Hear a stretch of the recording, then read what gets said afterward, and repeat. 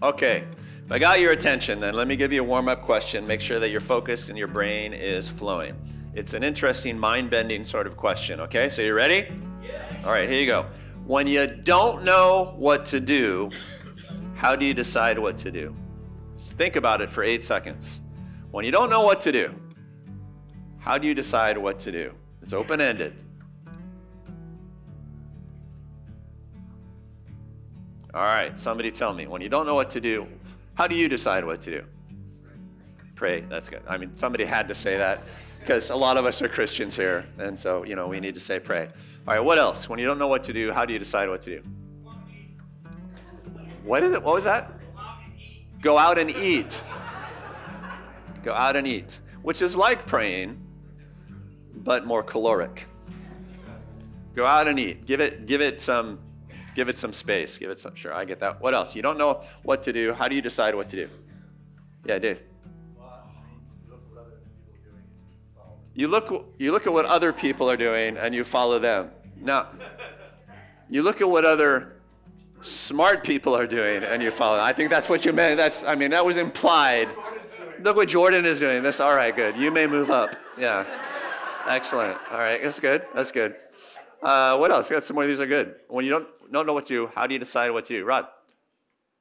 I call my mom. You call your mom. I love this. How old are you, man? You're still calling mom. That's the way to go. Yeah, mom knows. That's good. That's good. All right, because mom is, of course, the best person to ask. All right, you got some more? Gigi. You choose the option that has eternal value. All right, there you go. That's good. That's what you'd expect from G. You figure out, well, which one is the most valuable and what makes the thing valuable, the thing that has eternal fruitfulness. Life is, there's limited resources, limited time, so focus on eternity as much as possible. Why don't you get up and preach? That's better. I was one. Yeah, Brian, what you got? In general, I pause first, then depending on the severity of the situation, if there's anxiety or not, I'll give it a little bit of time. I pray, and then I'll look for experts in my field that might be able to help me with that. Okay, Brian has a system. which if you know, Brian, is like he pauses. That's good. You take a breath. That's not going to hurt. Depending on the anxiety level, you might give it more time, right? Because you have to calm. You have to make sure that your head is clear, and then you can consult wise people and experts and stuff like that. Yeah, it was one more. Whose hand was it? Mia. It's kind of the opposite of that. It's the opposite of that. That's good. That's good. That's good. Because who cares about Brian? No, I would just do something and then figure out if it was the wrong thing to do. Trial and error. I love that. Do something and then see if it worked. And if it didn't work, step 2, Try something else. do something else. All right. I like that a lot. Derek, all right, this is going to be the best one. This is the last one. Derek. I don't know. We'll see. I stress about it completely unnecessarily and then sleep on it. You stress about it unnecessarily and then sleep on it. Come on. How many? And if you stress well enough, then you can just collapse and just have this emotional exhaustion. And yeah, it's fantastic. All right, so we know what to do. I really don't need to preach anymore. We're in the sermon series on the story of the book of Exodus, which is the story of the Israelites getting out of slavery and moving toward the promised land. We've decided that really it's not so much a book about getting people out of slavery. It's a book about getting slavery out of people. It's relatively easy to get people out of slavery, relatively hard to get the slavery out of people. And this is a story about how God goes about doing that, which a group of people who had been in slavery for over 4 centuries. It had kind of become their whole culture, their whole identity. We started the series at the end, which is the Israelites get to the Jordan River, the boundary to the promised land. They see that there are giants in the land, and they chicken out, turn tail, and run. And so one of the things we need to know going in is that ultimately, if you want to be a free individual in God, you're going to have to develop the ability to go beast mode. You're going to have to just I don't care. Let's go get us a giant, You're going to have to put down your head and charge ahead. And if you lack that beast mode ability, you're going to get stuck in life eventually. And so that's how we started. That kind of set the standard for us. And then we went back and started at the beginning. One of the first things that God does to the Israelites is he makes their slavery uncomfortable, because we get comfortable in the gray area. We can cope with anything. And so God will often come along when he wants to free you in life, and he will ruin things that are going on in order to get you to change. And that's just part of the process. Then we talked about the lure of reasonable compromises, the temptation of reasonable compromises, because when God starts doing miracles of deliverance in Egypt, the 10 plagues, Pharaoh starts offering the Israelites compromise solutions. Oh, you want to go into the wilderness to do a worship retreat? How about you stay in Egypt and do a worship retreat, and that way I know I can still control you if push comes to shove. And Pharaoh, not a vacation, but a staycation. And the enemy often offers us reasonable sounding compromises. And if you want to be an actual free, powerful individual in the world, you have to learn to recognize that reasonable compromises are often traps. Don't compromise with the enemy. He's the enemy. What's the proper thing to do to the enemy? Well, probably fight him. We talked about the tyranny of fear, because that's the thing that controls us mostly in the world. We talked about the tyranny of need. And that's another thing that controls us. Most of us in the world make money our Lord, and it determines the shape of our life, where we live, what we do, where we go, and stuff like that. We talked about how we need the ability to escape victim mentality, which is super common in the world.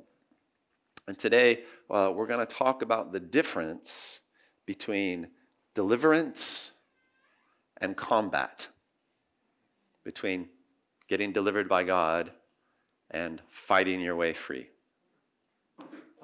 which sounds similar, but ends up being hugely different in terms of developing the spirit of a people, of a person. And specifically, we're going to talk about dealing with, fighting back against crises that we didn't see coming, sneak attacks, right? When life sort of attacks us out of nowhere, what do we do in that moment? What happens when you learn that the world is actually a dangerous place? Do you shrink back from the world? Do you want somebody to come and take care of you? A mommy tyrant? Not that there's anything wrong with calling mom to get good advice.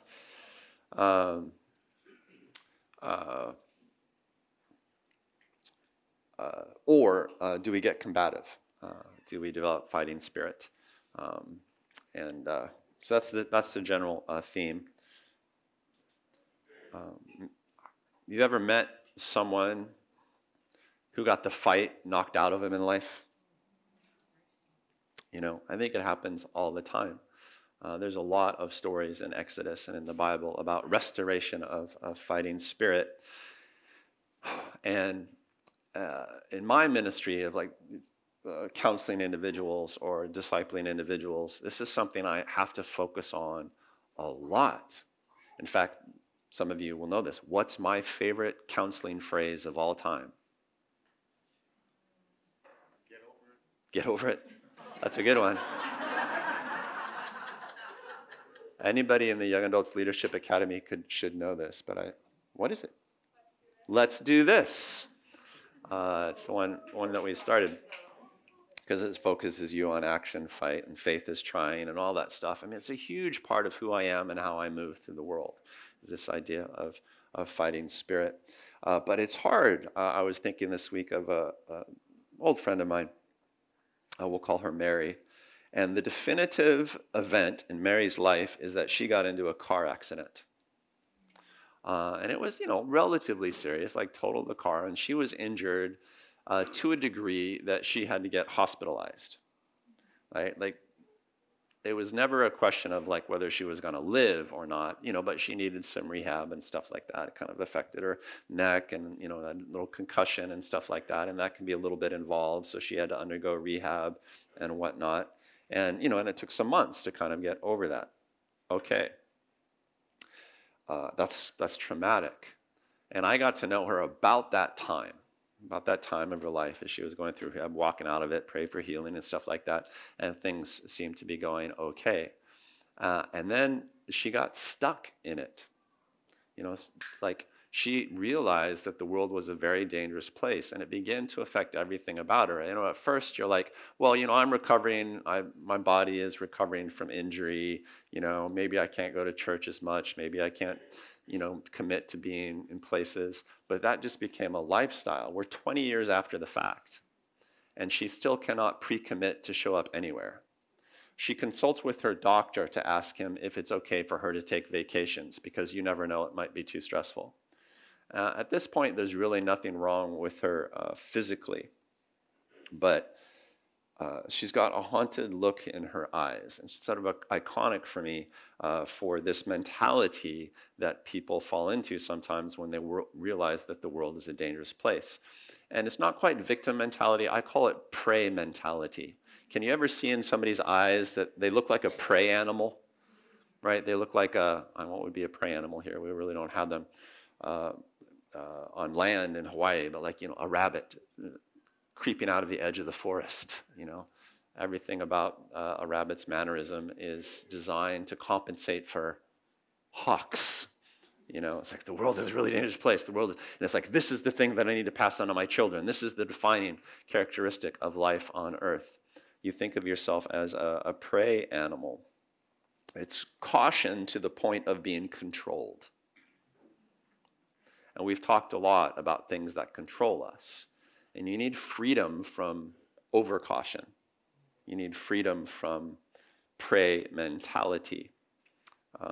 If you can't fight back, you'll be controlled in life. And you can write that down. If you can't fight back, you'll be controlled in life. Fight back against what? Well, I mean, you know, it almost doesn't matter. Whatever danger, whatever thing that presses you, if you can't fight back, you're going to be controlled in life. I've shared this story before, I think, within the past year. I used to do a lot of martial arts, and I helped run this dojo, this karate dojo, when I got to be senior enough in it. And when somebody new would join the dojo, we were kind of impatient. Be like, well, let's see if they're going to last. So one of the senior brown belts or a black belt would be tasked to kind of spar with this person, just to kind of introduce them to like, oh yeah, you know, this is punch, this is dodging and stuff like that. And our assignment was, with every newbie who came in the course of the first lesson, we would hit the person. That was the assignment. Now, we wouldn't hurt the person, but we just, you know, shock them a little bit. And then you would take a step back and you would gauge their reaction. We never hurt a single person the entire time that we did this, but a ton of people quit after that lesson because there's a shock to getting hit, you know? And it's like, oh, you came to a fighting skills gymnasium and you're shocked at getting hit. But people don't realize that they can't take a punch and fight back. They want to learn to fight, but they don't really want to go through the pain of fighting back. You know what I'm saying? People can't get over the shock of it. They get offended. And that ends up being kind of the key. Are you going to get combative, or are you going to get offended and outraged and run? That tends to be a watershed reaction moment in our lives. And we were just kind of looking to people who are willing to be combative. It's like, oh, okay, like I don't care about your skill set, but if you're willing to be combative, we can train you. If you're not, you're wasting everybody's time, you know, because we're a karate dojo. We're not, you know, we can't do therapy. Go to church, and you know, which was often my pitch. I took some of them to church, actually. It ended up being a very evangelistic place for me. So combativeness is really what we're talking about. And that's kind of the setup to our passage, which this week is from Exodus chapter 17. We talked previously before Easter about the water from the rock story. God had taken the Israelites to a place where had no rock. Moses strikes the rock. Water miraculously poured from the rock. God has proven himself a deliverer. He's proven himself a provider. They've had all of these miracle experiences with God. Early in the story, we see God direct the Israelites to travel across what is the kind of the Saudi Arabian wilderness, what today is the Arabian Peninsula, and move them away from potential attackers, like he moved them away from the Philistines and stuff like that. But this is the story when they do get attacked. Picking it up in verse 8, I'm going to read Exodus 17, 8 through 16. You can follow along in your Bibles, or you can follow along on the big board. The Amalekites came and attacked the Israelites at Rephidim. This is sort of the southern Arabian Peninsula. The Amalekites came and attacked the Israelites at Rephidim. Let me just interject here that this isn't the first place that this is mentioned. In Deuteronomy, it's mentioned again. It was a signal event in the history of the early Israelites, the early Promised Land Israelites. They didn't just attack the Israelites at Rephidim. It was a sneak attack. What they did is they snuck up and attacked the mass of Israelites from the rear where the baggage was, because they wanted to steal all the treasures they had taken from Egypt. And so essentially they attacked the people who are with the baggage, which would have been, by convention, the elderly, women, and children. So it was that kind of attack. It was a surprise attack out of nowhere. The Amalekites came and attacked the Israelites at Rephidim. Moses said to Joshua, "Choose some of our men and go out to fight the Amalekites. Tomorrow I will stand on top of the hill with the staff of God in my hands." We've come to know this staff in the story. So Joshua fought the Amalekites as Moses had ordered. And Moses, Aaron, and Hur went to the top of the hill. As long as Moses held up his hands, the Israelites were winning. But whenever he lowered his hands, the Amalekites were winning. When Moses' hands grew tired, they took a stone and put it under him, and he sat on it. And Aaron and Hur, his brother and brother-in-law, held his hands up, one on one side and one on the other, so that his hands remained steady till sunset. So Joshua overcame the Amalekite army with the sword. When the Lord said to Moses, "Write this on a scroll as something to be remembered, and make sure that Joshua hears it, because I will completely blot out the memory of Amalek from under heaven." I'm going to completely wipe out that tribe. Moses built an altar and called it, "The Lord is my banner." He said, "For hands were lifted up to the throne of God, and the Lord will be at war against the Amalekites from generation to generation." Interesting story. This is a place where you start to get really offended because it starts looking, kind of violent. I mean, it's one thing if the Egyptians were drowned, but this was like swords and stuff. Fighting. The ability to do it ends up being a big deal in the story. Again, it was a very dastardly attack. It's worse if you know that the Amalekites were actually descendants of Esau. Esau was the brother of Jacob. Jacob was the father of the Israelite nation. They were cousins, essentially. They were close cousins. And the Amalekites lived in the Negev, in sort of what is southern Israel today, around the Gaza Strip, and it's been in the news a lot. And Goshen, where the Israelites were in slavery, was northern Egypt. So they were basically neighbors the last 400 years. And when the Israelites escaped Egypt, the Amalekites would have obviously gotten the news, and they would have known that the Israelites took a lot of Egyptian treasure with them, right? And so they went after the treasure ultimately. They did not attack the Israelites right then and there. They waited until the Israelites traveled like 100 miles down the coast and then came at them out of nowhere, so that it was totally sneaky. They waited until the Israelites walked into a dark alley, and then they jumped on them from behind, essentially, and attacked them where they were weak. Super dastardly. It's like getting mugged by your cousin. Super dastardly, super violent. And then they would have taken the treasure, and then kind of run. That would have been their model. And this really makes God angry for all sorts of reasons. But he wants the Israelites to know he is angry for them. But he doesn't fight for them. It was like he doesn't send a plague on the Amalekites or something like that. In fact, as far as we can tell in the story, God gives the Israelites no orders until after the battle is over. And this is the first time in the story of the book of Exodus where Moses just takes action. He just responds. It's kind of like God saying, well, show me what you've learned. It's that sort of deal. So in that, I find that this story is the most relatable one we've read so far in the book of Exodus. It's kind of like you're going through life, you get sideswiped by some crisis or disaster in life, and you have to figure out what to do. God has not given you a blueprint for success. You just have to do something. You don't know what to do. How do you decide what to do? It's kind of this moment. And we see Moses kind of improvises here. You know, he doesn't just follow orders, he takes action, which to me feels a little bit like a development. It feels like his leadership is developing. It feels like their spirit is developing. He decides to take action. So that's a first.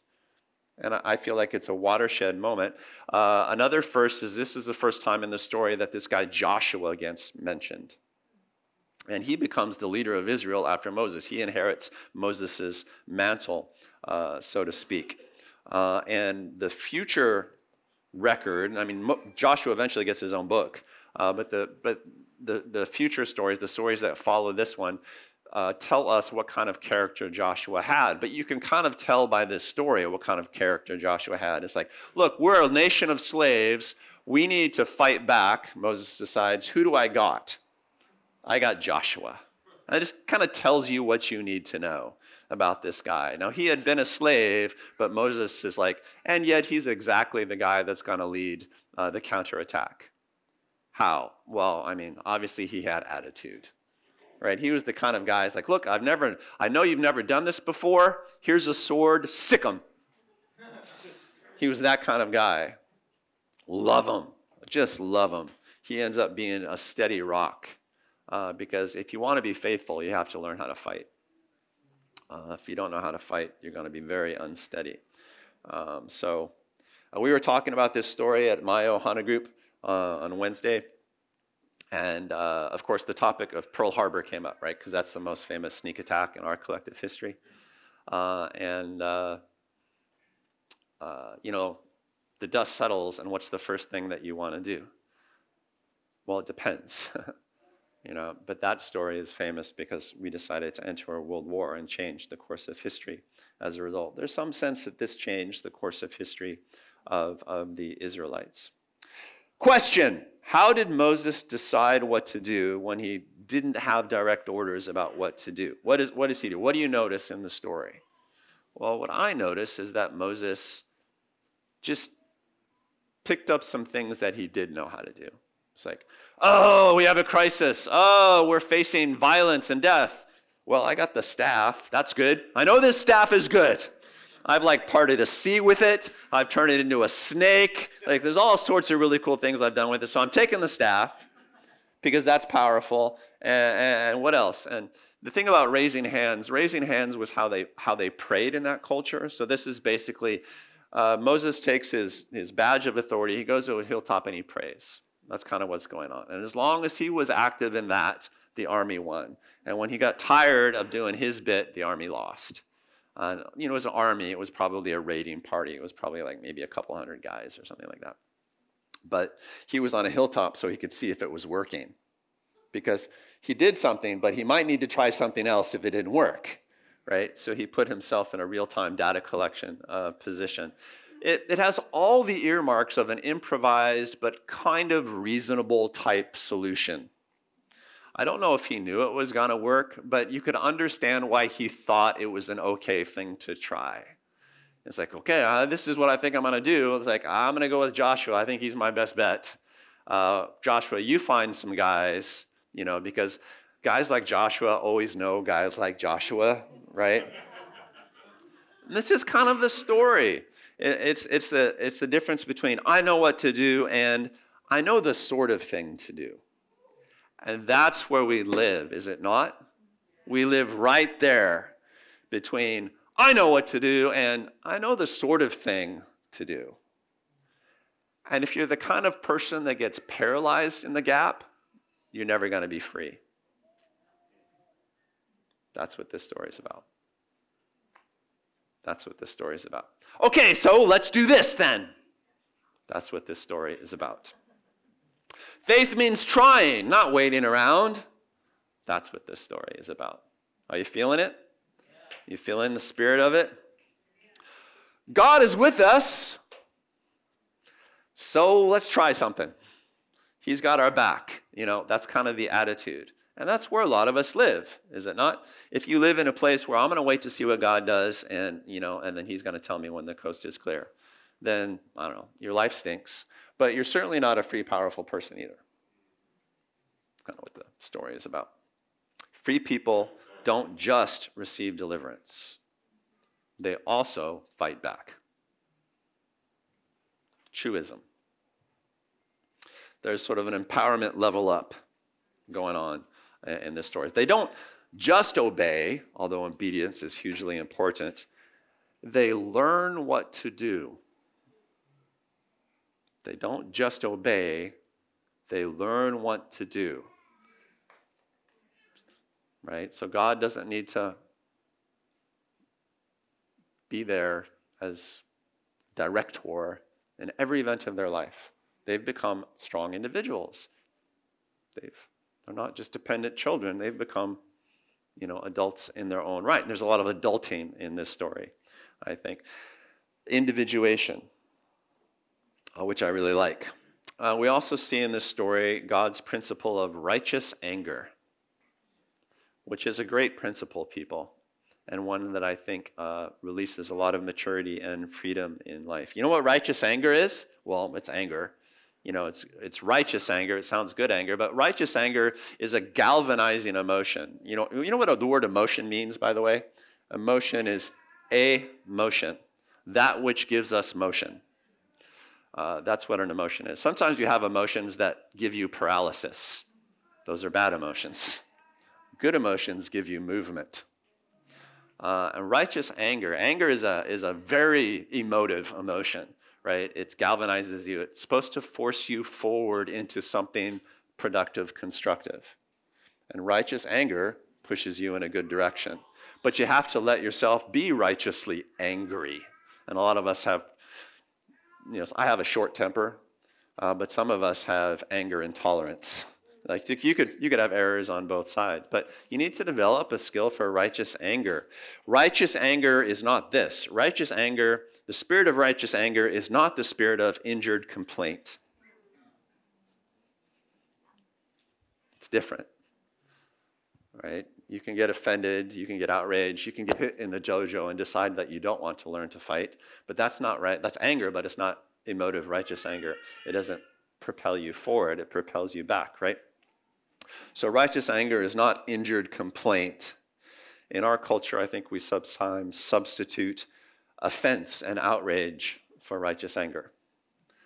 And the difference is offense and outrage beg for safety, and righteous anger makes you fight.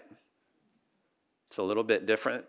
Not that they're not time to be, offended, but righteous anger is willing to face danger.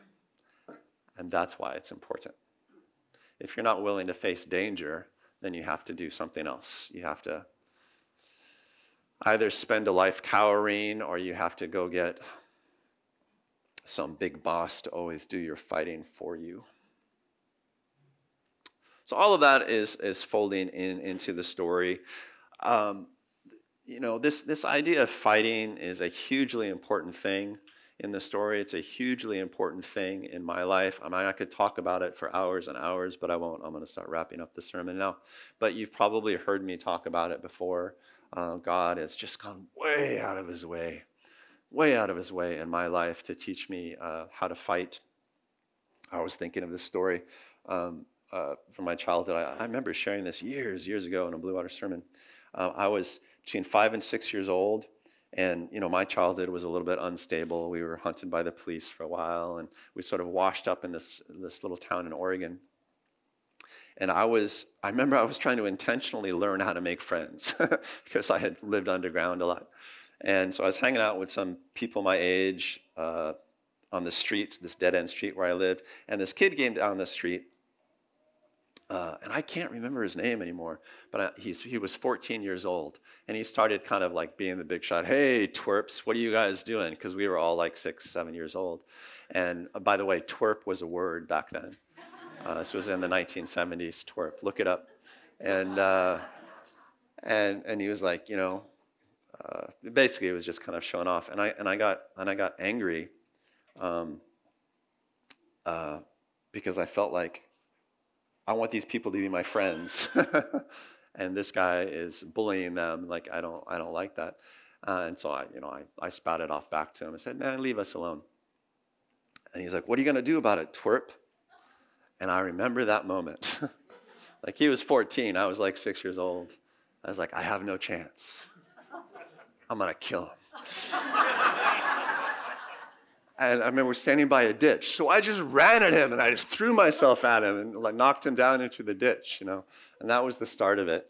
And what I remember about this fight is that it went all the way down the street. And of course, if he really wanted to hurt me, he would have, but he was just like, get off. It was that kind of thing. And so I would attack him, he would pick me up and he'd throw me into the ditch. I'd get up, dust myself off, and I'd run at him. We went all the way down the street. And the end of the story was like he ran into a yard, just like I'm a little dog chasing a German Shepherd at this point. He ran into this yard up on this, like his auntie's house, up onto this porch. And I ran and I grabbed him on this porch. I didn't even know whose house it was at the time because I was new to the neighborhood. And he picked me up and he threw me against the door. And the door burst open.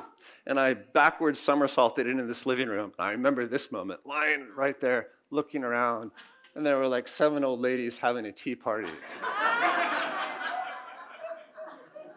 But the reason I remember, maybe I remember the story because I was embarrassed, but the reason I remember the story is because there was something that clicked in my spirit there that I think was really helpful to me, and it was one way that I arrived in life, socially. People who won't fight need somebody to fight for them, and then they will be controlled by that somebody. And so that's a danger. And God doesn't want you to be controlled by somebody. He wants to give you self-control. And that's the difference. The devil tries to control you. The Holy Spirit restores your self-control. Because God did not give you a spirit of fear, did he? He gave you what's the verse? Spirit of power, a sound mind, and self-control.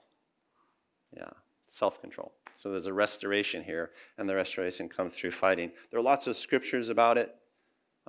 Again, the book of Exodus is filled with it, Deuteronomy. Judges 3 is one that I always think of.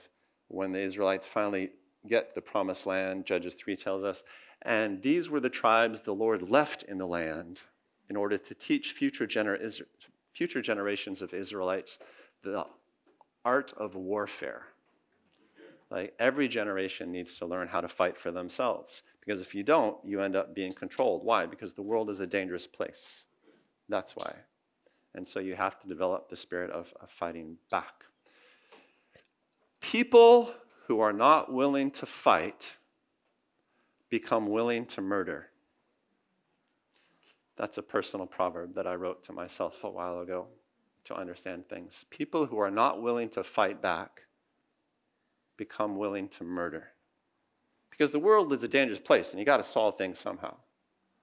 Right? So if you don't develop that sort of open warrior spirit, you have to develop a sneaky assassination spirit. Murder is fighting, but with extreme control. It's a weird way to define it, I know. But do you understand what I'm saying?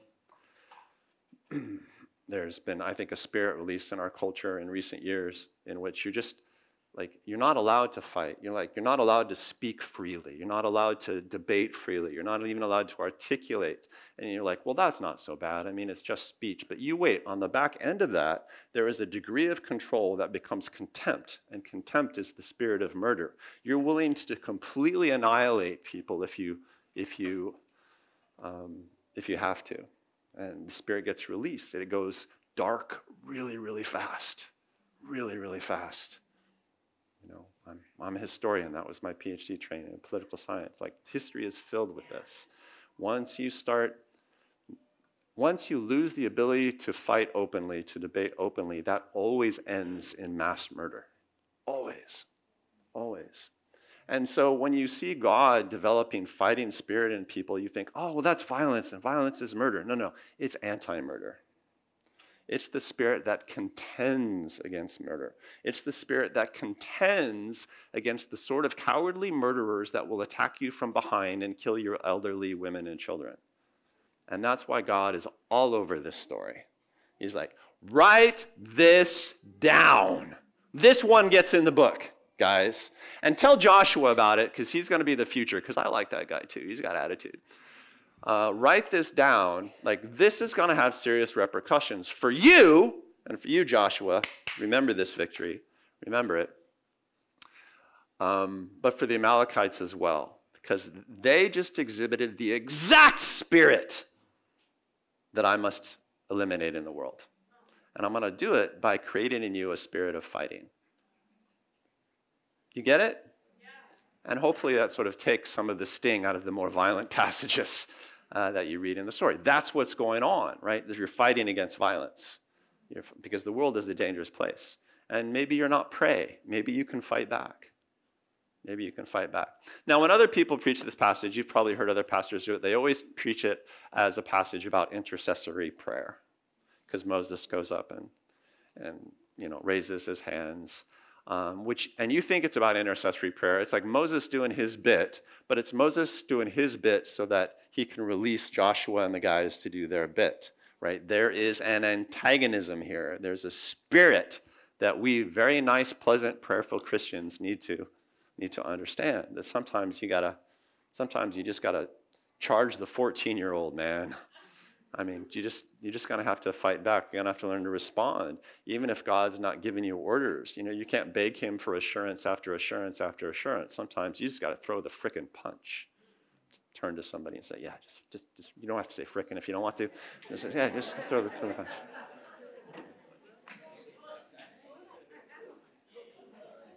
All right.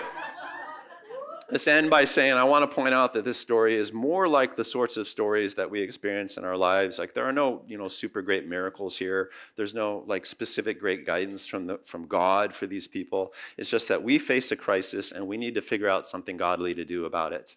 And if we have a little fighting spirit, that helps. So it's a super relatable story, and therefore it's a super applicable story for many of us. And here's how I would suggest you apply it generally. Are you hard-pressed in life? Are you stuck? Has something traumatic happened to you and just sort of dazed you recently? Or, is it some sort of hard-pressing situation that has, restricted you for a while recently? Every mission needs a method, is another proverb that we have around Bluewater. So you have to come up with a way to handle it. You need to come up with a plan. You need to come up with a course of action. And there's a very basic lesson about the life of freedom and godliness that I want to give you. And here's the lesson. Do something. Do something. Don't do nothing.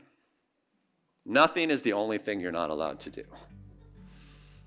Do something in life. And a lot of times, like I mentioned, these hard counseling or discipleship situations, this is 80% of the game. You're just sort of looking in somebody's face, think, okay, let's do something. What? I don't know. Let's do this. Do something.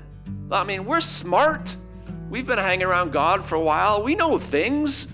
We have principles and options and tools. Let's just come up with something and let's do it. Well, what if God wants? God is basically with us, right? He's basically with us, and he's like a parent, right? And parents want their kids to grow up and be capable, and he's not going to abandon us. He's there for us. Let's just do something. Do something. God's got our back. And the biggest problem you have in life when things get scary, dangerous, disappointing, fearsome is doing nothing. That's the biggest problem you have in life. That's it. Faith means trying. You have to learn how to fight back, or you'll never, ever progress as an actual free, powerful individual. In Jesus' name, amen.